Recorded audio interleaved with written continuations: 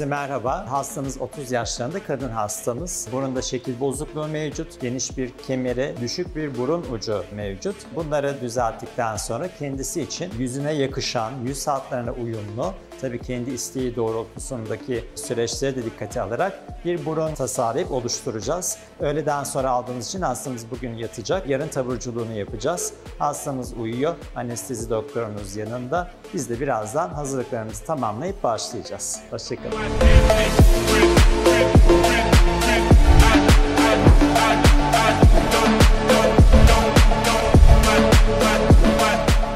Evet, tekrar merhaba. Ameliyatımızın sonuna geldik. Saçımız, başımız biraz dağıldı ama düzelttikten sonra video çekelim dedik. Yaklaşık 2,5 saat civarında sürdü ameliyatımız. Ameliyat öncesi bahsettiğim çıkıntılı bir burun doğrusu mu, burun sırtı, yani kemer yapısı olan hastamızın burun yapısında güzel bir kavis oluşturduk.